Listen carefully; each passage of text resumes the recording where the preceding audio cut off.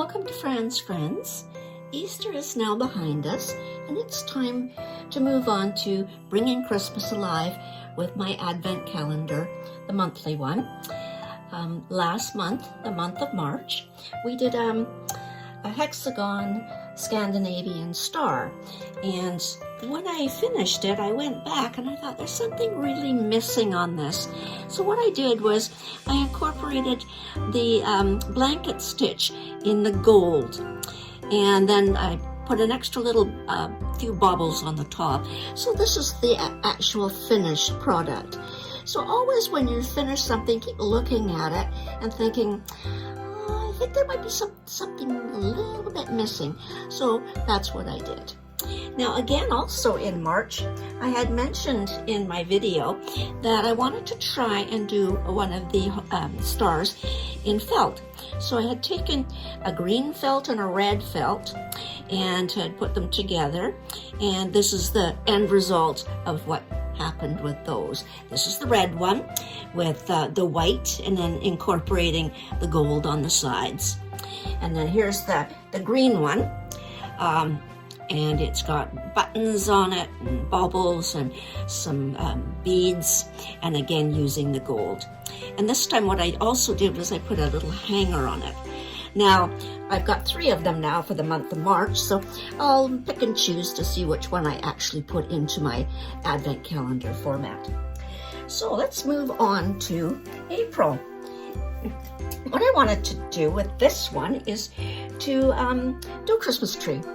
So what I did was, using the same format as my ribbon fabric, I put together fabric in just using red ribbon, green ribbon, gold, and I did a 6x6 piece using my usual white fabric from my pillowcases as the base.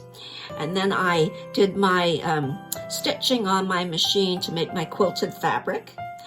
And then what I did was I cut it out into the form of a tree.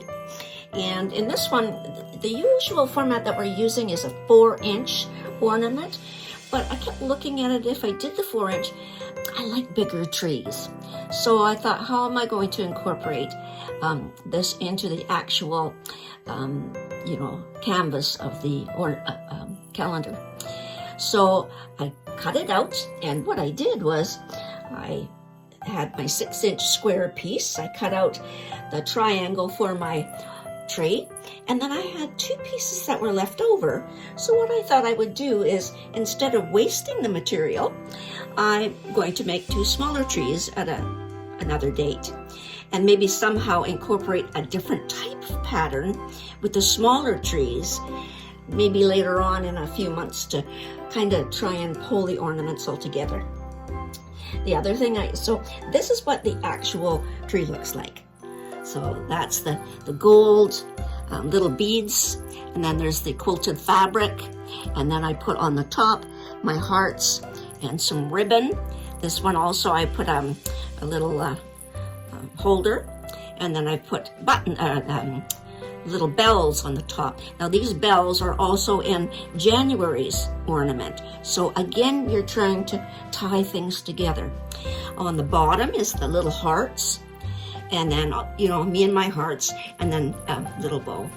So on the back, what I did when I finished my putting together my fabric, my ribbon fabric, I took heat and bond, and I put a felt backing on it to give it a finished look on the back. And then just a little felt heart just to cover up the ribbon on the top. So that's what it looks like from the back. This is what it looks like from the front. Now, because it's not 4 inches, I'm going to put this one onto the calendar on an angle. And actually it looks really quite interesting. So I'll show pictures of it in the video on completion. So that is April's tree. I'm really very pleased. Again, the golds,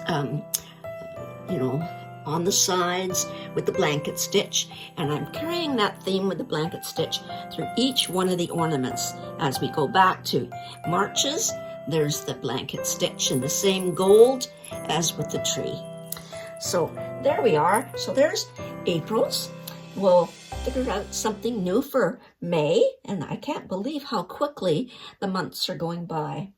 So try something like this and enjoy, and thanks for watching.